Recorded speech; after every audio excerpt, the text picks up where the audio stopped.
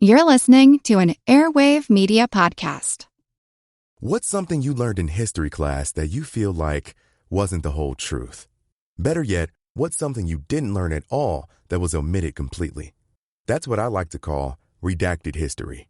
My name is Andre White, the host of the Redacted History Podcast, the place where history's forgotten events, heroes, and villains get their story told, one episode at a time. The Redacted History Podcast. Real history never dies. Stream the Redacted History Podcast on Apple Podcasts, Spotify, or wherever else you get your podcasts.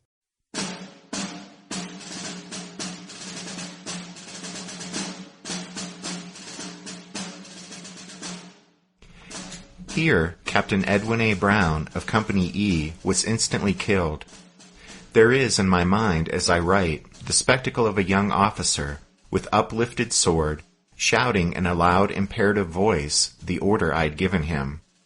A bullet passes into his open mouth, and the voice is forever silent. I urged the left wing forward with all possible speed. We climbed the fence, moved across the open space, and pushed on into the cornfield. The three right companies of the regiment were crowded into an open field on the right-hand side of the turnpike. Thus we pushed up the hill to the middle of the cornfield. At this juncture, the companies of the right wing received a deadly fire from the woods on their right. To save them, Colonel Bragg, with a quickness and coolness equal to the emergency, caused them to change front and form behind the turnpike fence, from whence they returned the fire of the enemy. Meanwhile, I halted the left wing and ordered them to lie down on the ground. The bullets began to clip through the corn, thick, almost as hail.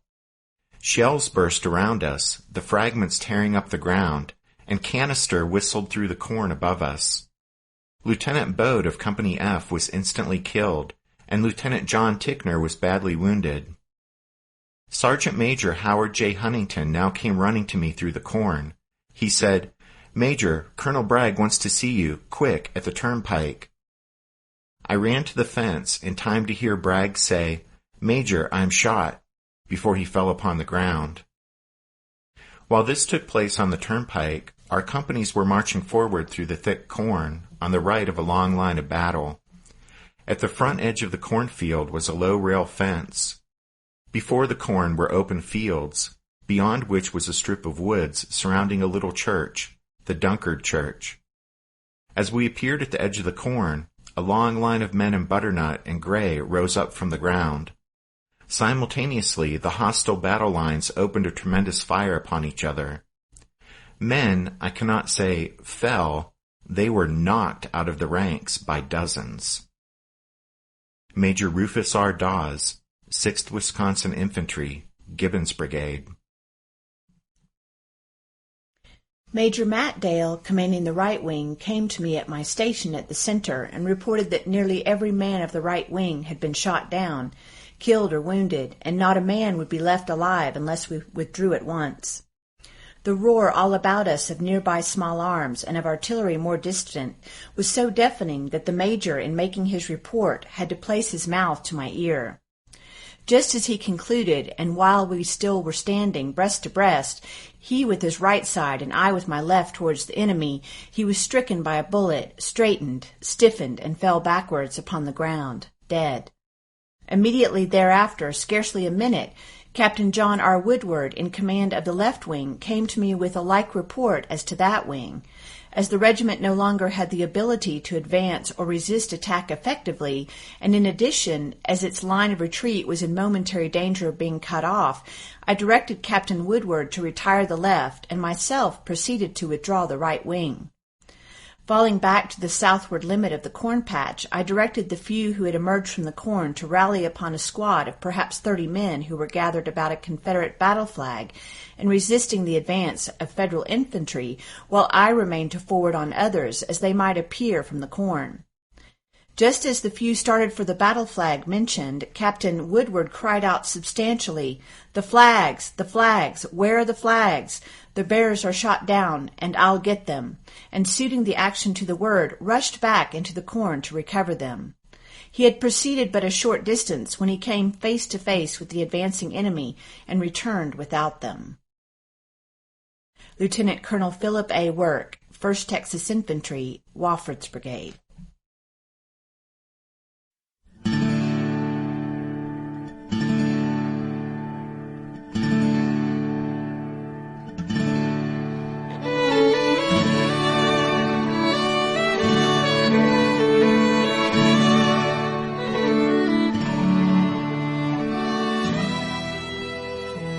Hey everyone, welcome to episode 192 of our Civil War podcast. My name is Rich.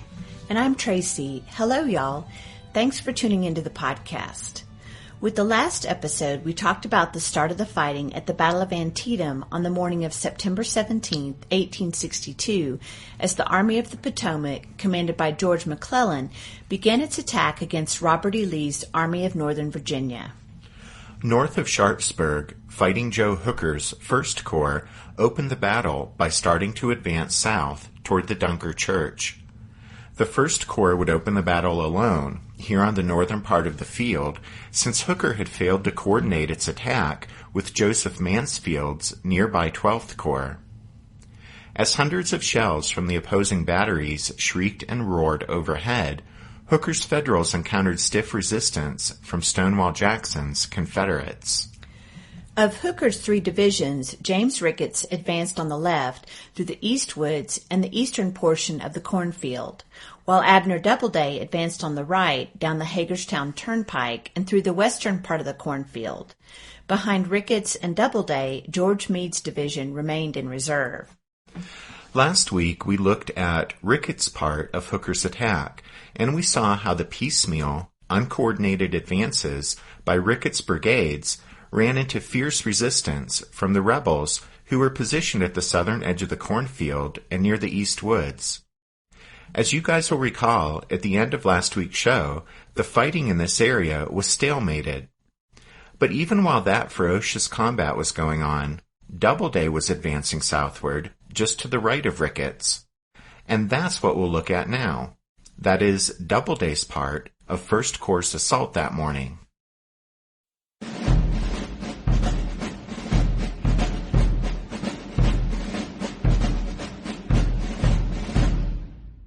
As Rich just said, even as Ricketts' division was engaged in the eastern half of the cornfield and in the East Woods, fighting erupted immediately to the west, where Abner Doubleday's division launched the other half of 1st Corps' attack. The spearhead of this advance was a brigade of Westerners led by John Gibbon. These Wisconsin and Indiana regiments had recently been dubbed the Iron Brigade and were earning a reputation as one of the Army of the Potomac's hardest fighting formations. As Doubleday's troops emerged from a stand of trees, later labeled the North Woods, more than a dozen Confederate guns commanded by John Pelham atop Nicodemus Heights opened a furious and deadly fire on the advancing Federals. The fire of those rebel cannon on Hooker's right flank was joined by S.D. Lee's batteries down near the Dunker Church. Hooker's guns blasted back, firing from a ridge behind the North Woods. The big 20-pounder rifles across the Antietam added their voice to the Union counter-battery fire. A Federal officer later recalled how, quote, each discharge was at first discernible, but after a little grew so rapid from all the guns brought into play from both sides that it became one prolonged roar. Despite the Union Army's overall advantage in artillery at Antietam, here as elsewhere on this day, the Confederates' skillful use of their guns gained them the edge in firepower where it counted most, that is, at the actual point of contact between the two armies. Here, Hooker felt obliged to divert 4 of his batteries to protect his vulnerable right flank and duel with Pelham's guns atop Nicodemus Heights. And in these early morning hours, Hooker's other 5 batteries were overmatched by S.D. Lee's rebel guns in their excellent position down near the Dunker Church and by Stonewall Jackson's divisional artillery. In this contest of artillery versus infantry, McClellan's heavy Parrott rifles over on the heights east of Antietam Creek, which were firing at or near their effective range, couldn't make a decisive difference there on the northern part of the battlefield. But those big Federal guns nonetheless took a toll, to be sure. A bursting shell from one of them stunned Confederate Division Commander John R. Jones so badly that he had to be replaced by Brigadier General William E. Stark. And the big Union cannon's counter-battery fire would cause S.D. Lee to label Antietam a, quote, artillery hell for his rebel guns posted near the Dunker Church. Nevertheless, on this part of the battlefield, the Confederates repeatedly gained a crucial edge by achieving tactical artillery superiority against the Federal infantry.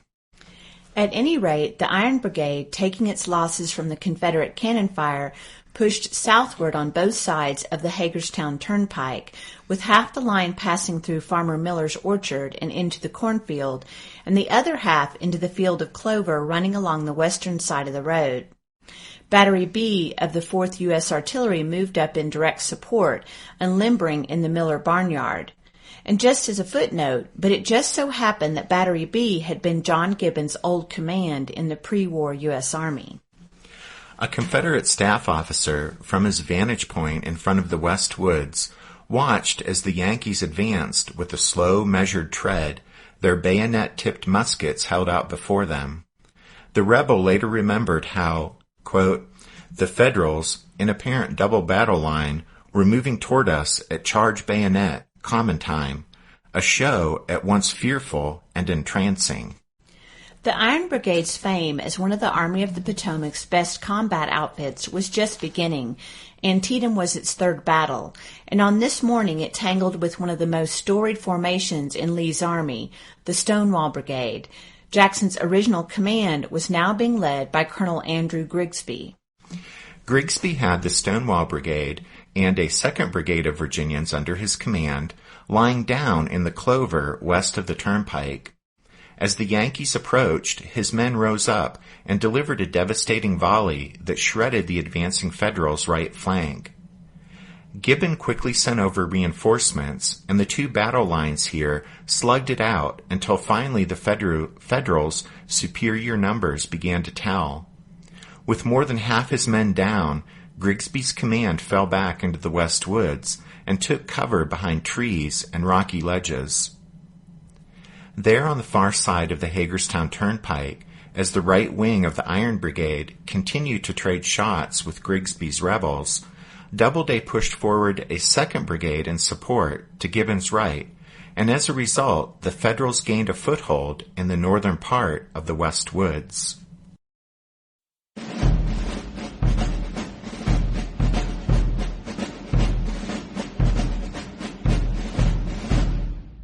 While that fighting was going on there on the far side of the Hagerstown Turnpike, the rest of the Iron Brigade advanced through the western part of the cornfield to meet a surprise blast of musketry from Confederates in the pasture beyond, similar to the gunfire that had decimated Duryea's brigade of Federals earlier.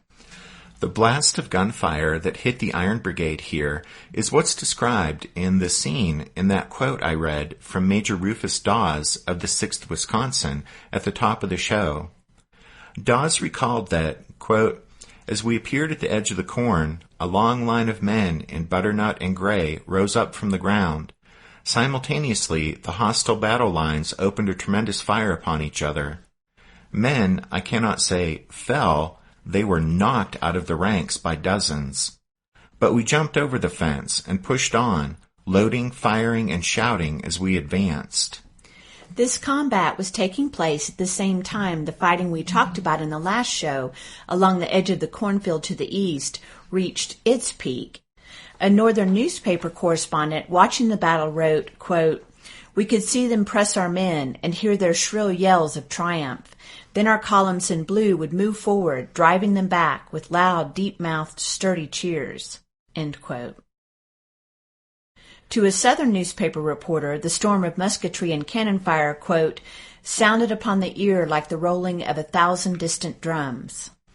As the Iron Brigade continued to push forward, Confederate Brigadier General William Stark, filling in as division commander for the stunned J.R. Jones, met the crisis by leading a counterattack with his 2 remaining brigades.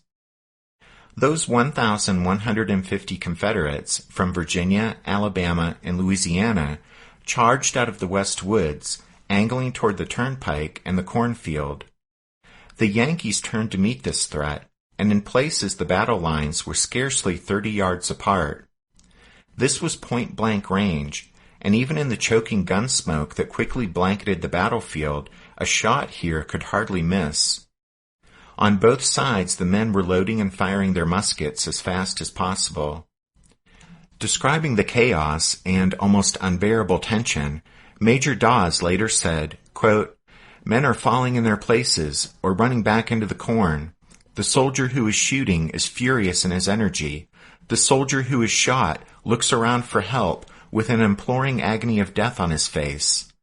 The men are loading and firing with demoniacal fury and shouting and laughing hysterically." The Confederate counterattack halted the Federal advance, but at a fearful cost in casualties. Stark was hit by 3 bullets and mortally wounded.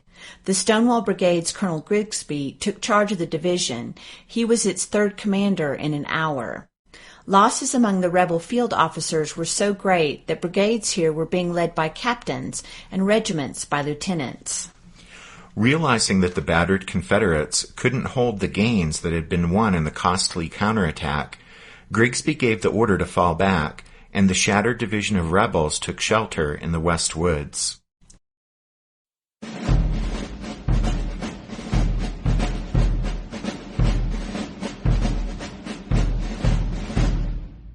Did archaeologists discover Noah's Ark? Is the rapture coming as soon as the Euphrates River dries up? Does the Bible condemn abortion? Don't you wish you had a trustworthy academic resource to help make sense of all of this?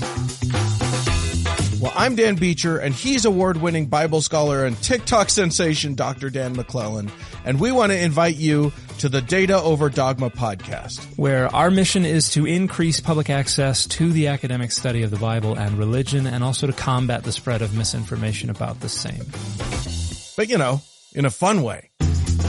Every week we tackle fascinating topics. We go back to source materials in their original languages. And we interview top scholars in the field. So whether you're a devout believer, or you're just interested in a clear-eyed, deeply informed look at one of the most influential books of all time, we think you're going to love the Data Over Dogma podcast. Wherever you subscribe to awesome shows.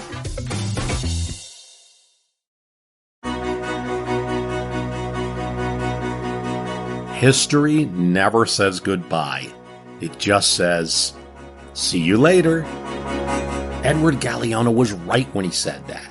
Events keep happening over and over again in some form. And that's the reason I produce the podcast, My History Can Beat Up Your Politics. What is it? We take stories of history and apply them to the events of today to help you, perhaps, understand them better.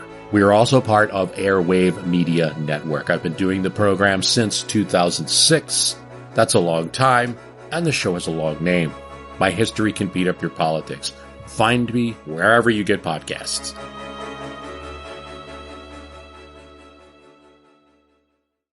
The progress to First Corps' assault was being communicated to McClellan's headquarters by signal flag, and a little before 7 a.m., Little Mac was heard to remark, "All goes well. Hooker is driving them." George McClellan had established his headquarters on high ground east of Antietam Creek at the house of prominent local farmer Philip Pry. The Pry house was some 2 miles from where the brutal fighting was taking place over across the creek on the northern part of the battlefield, in the cornfield, and along the Hagerstown Pike. Little Mac and his close confidant, 5th Corps Commander Fitzjohn Porter, peered at the distant scene through telescopes that had been set up for their viewing pleasure. Little Mac's aide, David Strother, said, quote, "General McClellan stood in a soldierly attitude, intently watching the battle and smoking with utmost apparent calmness, conversing with surrounding officers and giving his orders in the most quiet undertones.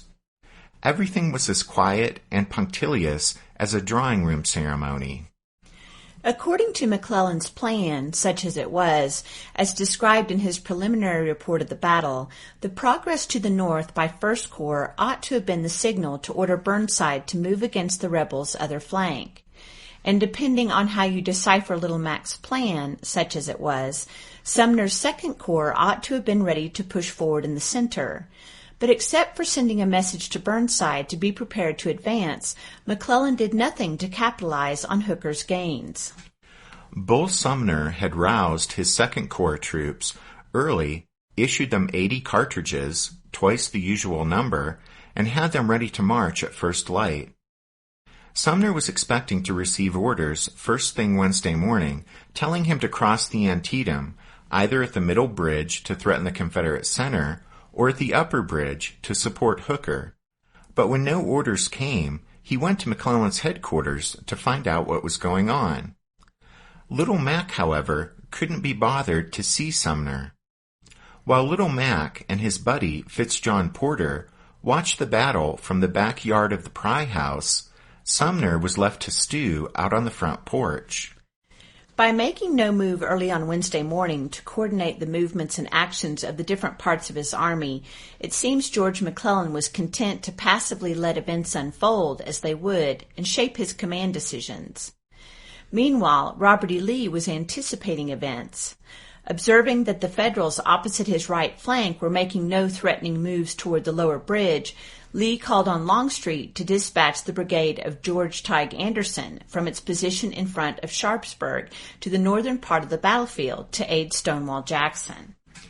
On Wednesday morning, the divisions of Lafayette McLaws and Richard H. Anderson had reached Sharpsburg from Harper's Ferry, so Lee knew those newly arrived troops could now serve as his reserve. Lee, though, did let McLaws and Anderson's exhausted men rest for a bit before calling upon them and putting them into the line. But soon after Tighe Anderson's brigade was ordered north to aid Stonewall, Lee did order another command from the right, John Walker's small division, to also march north to support Stonewall. In contrast to George McClellan, Robert E. Lee, in every instance on this day, would anticipate the need for reinforcements and have them precisely where they were required at precisely the right moment. Little Mac, on the other hand, in every instance failed to coordinate the movements and actions of his army in order to reinforce a success or salvage a failure. And there was a similar pattern in how the two commanders were served by their subordinates. For example, there was the contrasting performance of the two generals called on to march to the sound of the guns on September 17th. While the rest of the Confederates at Harper's Ferry had set out for Sharpsburg, the men of Major General A.P. Hill's Light Division had been left behind to finish the task of paroling the thousands of captured Yankees. But at 6:30 a.m. on the morning of the 17th, Hill received Lee's order to march to the battlefield. A.P. Hill had his men on the road within the hour and drove them unsparingly toward Sharpsburg. Darius Couch's division of Franklin's Sixth Corps had, on McClellan's orders, set off early Wednesday morning toward Harper's Ferry. Little Mac never explained the reason behind this movement, perhaps because he had no good reason for it, but at any rate, Couch had marched perhaps 5 miles when a courier caught up to him in Pleasant Valley. McClellan had changed his mind, and Couch was to turn around and rejoin the rest of the army. Couch was called on to make a march that day no longer than A.P. Hill's, and if anything, Couch had a head start.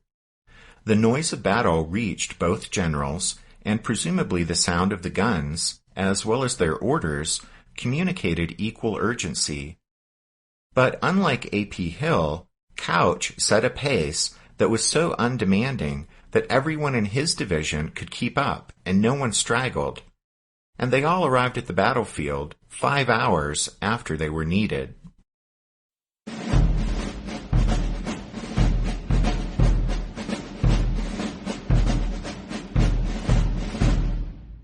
Okay, so back on the battlefield, even before Stark's counterattack bought time for the embattled Confederate left flank, it was clear to Stonewall Jackson that he would have to commit the last reserves he had on hand in order to prevent a breakthrough by the Federals of Hooker's First Corps. And so the call went out to John B. Hood's division, which was back in the West Woods behind the Dunker Church. You guys will recall how Hood's men had tangled with Meade's Pennsylvanians late the previous evening, But after the fighting had petered out with nightfall, Hood had sought and received permission from Stonewall to pull his troops out of line so that they would have the chance, on Wednesday morning, to cook a hot meal for the first time in days. Jackson had given his okay to this move, but told Hood his men would have to come running if he called for them. And now that call had arrived. The commissary wagons hadn't found Hood's men until shortly before daylight, and then the only issue was flour. When the call to arms sounded, the men were baking hoe cakes on their ramrods, and they bolted down what they could of the half-baked dough as they snatched up their muskets and fell in. The men of Hood's division had earned a reputation as some of the toughest fighters in Robert E. Lee's army. Colonel William T. Wofford's Texas Brigade, which had once been Hood's own command, was comprised of the 1st, 4th, and 5th Texas and the 18th Georgia. Then there was South Carolina's Hampton Legion and Colonel Evander Law's brigade, made up of the 2nd and 11th Mississippi, 4th Alabama, and 6th North Carolina. It was 7 a.m. when the 2,300 men of Hood's division came boiling out of the West Woods. Hood's troops took the place of the badly battered fragments of Lawton's division that were fighting desperately from the pastures south of the cornfield. Hood's rebels made their counterattack on a broad front, extending all the way from the turnpike on the left to the east woods on the right. After allowing Lawton's troops to withdraw through their ranks, Hood's men fired a terrific volley that hit the Federals, said Major Dawes of the 6th Wisconsin, quote, like a scythe running through our ranks. That initial massive volley by Hood's troops knocked the Federal first line almost bodily back into the cornfield. As the Confederates raised the rebel yell and surged forward, the Yankees fled back through the corn. The 6th Wisconsin's color bearer went down. The 4th one hit that morning, and Dawes snatched up the flag. He swung it around and around over his head, trying to rally his men. He wrote later that in that moment he gave up all hope of life, since he knew soldiers invariably focused their fire on the enemy's flags. George Smalley, the newspaper correspondent who had attached himself to Hooker's headquarters, noted that with Hood's counterattack rolling forward, quote, in 10 minutes the fortune of the day seemed to have changed, end quote. The right wing of Hood's assault overpowered those of Ricketts' Federals, who were still in the eastern half of the cornfield and in the east woods, sending them flying for the rear. The misfortunes of Ricketts' division were therefore now complete, as it had suffered almost 40% casualties and an even higher toll from shirking and straggling. Ricketts admitted that of his 3,150 men who had started the battle that morning, he doubted just then if more than 300 were still with their colors. With Wofford's and Law's troops driving forward through the bloody wreckage of dead and wounded from the earlier fighting, one of Stonewall's aides reached Hood just then with a request for an appraisal of the situation. Hood replied, "Tell General Jackson, unless I get reinforcements, I must be forced back, but I am going on while I can." Now Hooker finally called on Mansfield's 12th Corps for help, too late to keep up the momentum of 1st Corps' advance, but perhaps in time to prevent its defeat. Until Mansfield's troops arrived on the scene, though, Hooker would have to depend on his own reserves, George Meade's 2 brigades. It wasn't Joe Hooker's style to command from the rear, and on his big white horse he was a conspicuous figure as he rode to and fro, pushing men and guns into the battle. Hooker's style of leadership made him visible to the men of the 1st Corps, and no doubt inspired them, but the Confederates took notice of him as well. At one point, the cry went down the firing line of the 11th Mississippi and Law's brigade to shoot the man on the white horse, but try as they might, the Mississippians couldn't hit the man on the white horse. And so, for the moment at least, Fighting Joe Hooker continued to live a charmed life.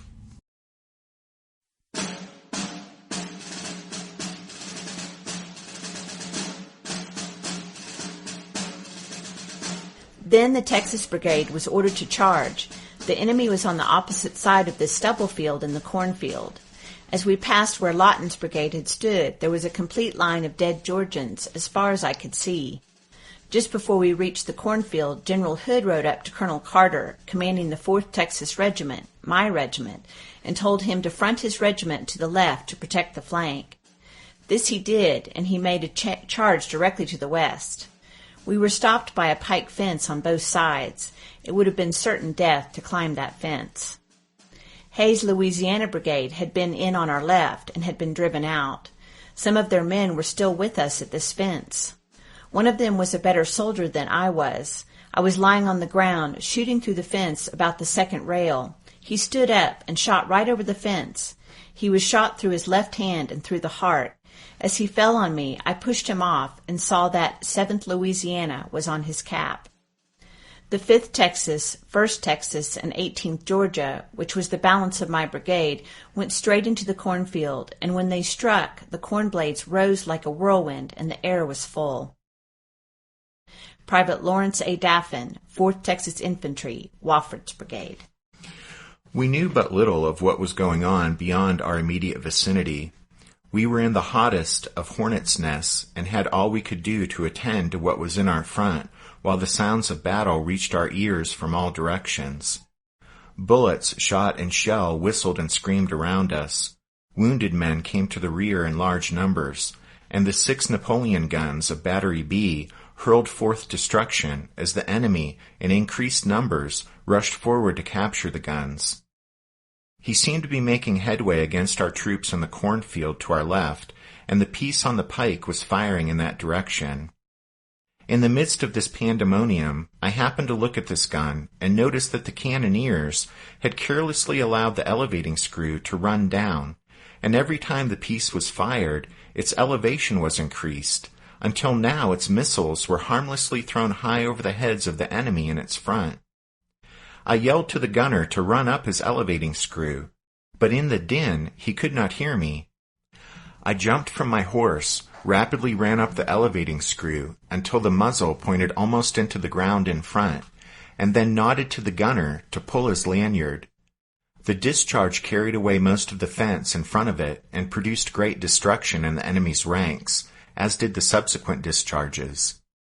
The enemy got so close to the battery in his desperate attempts to capture it that the pieces were double-shotted with canister, before which whole ranks went down, and after we got possession of the field, dead men were found piled on top of each other. Brigadier General John Gibbon, Brigade Commander, Army of the Potomac.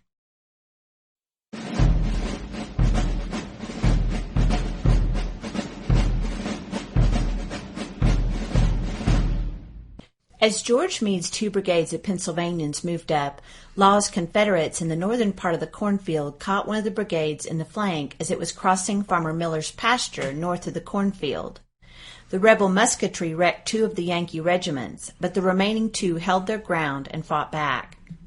Federal artillery in the pasture fired canister trying to repel the Confederates, but the gunners took such heavy casualties in return that soon the cannon were silenced, and the combat here ended up being a vicious small arms battle between the opposing infantrymen. The fighting was equally bitter just to the west, where, along the Hagerstown Turnpike, part of Hood's division was engaged in a brutal slugging match with Gibbon's Iron Brigade and a brigade of New Yorkers, led by Brigadier General Marsena Patrick. With the opposing lines firing at point-blank range and the gun smoke so thick that nothing could be seen of the enemy except their battle flags, a Federal officer shouted, "Shoot down that color," at which one of his men shouted back, "Damn the color, shoot the men under it."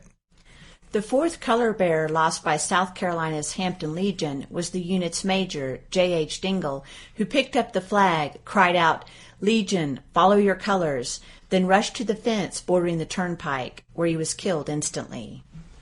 The 6 guns of Battery B, 4th U.S. Artillery, were right in the midst of this fight, and it lost so many men that half of the crews serving the cannon were soon made up of infantry volunteers. The scene with Gibbon running up the elevating screw in that quote I read a moment ago took place here at this time.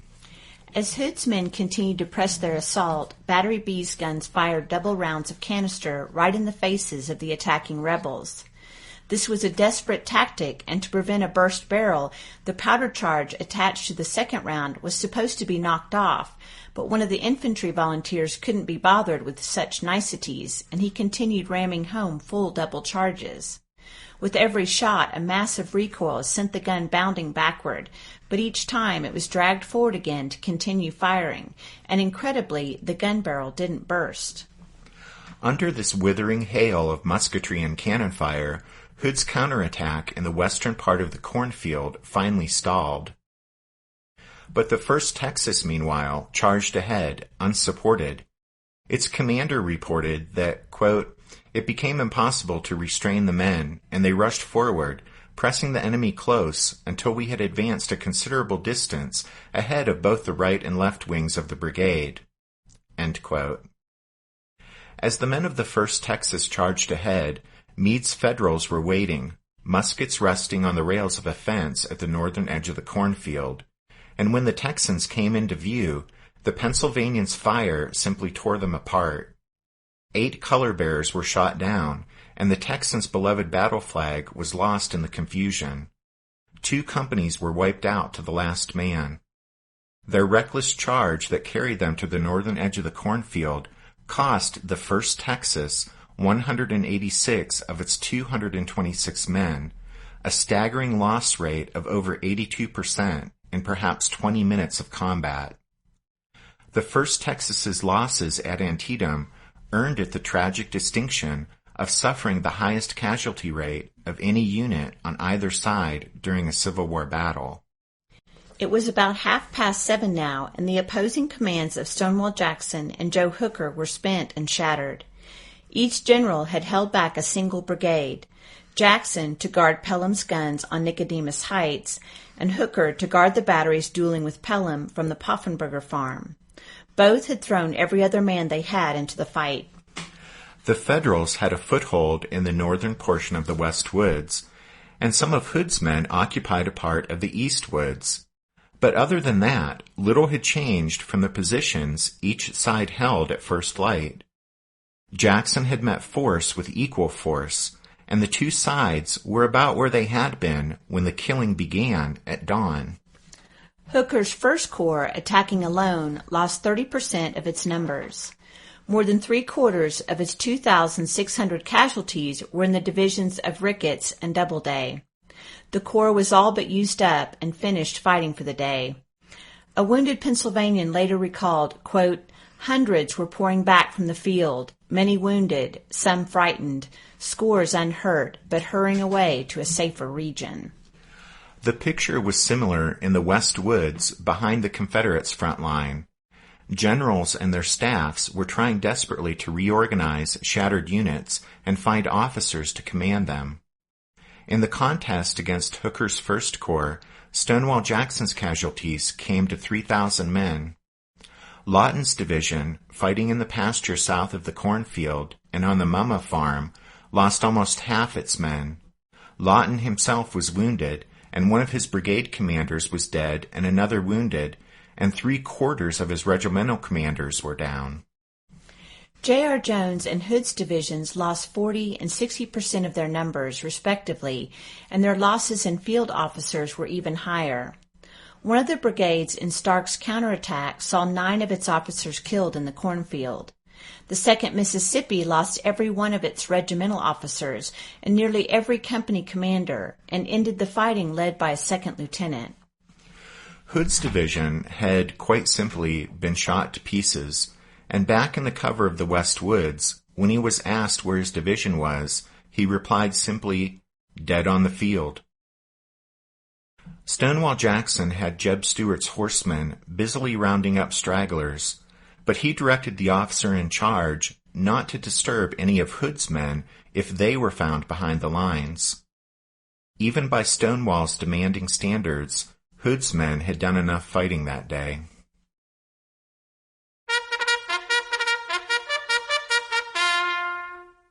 That means it's time for this episode's book recommendation.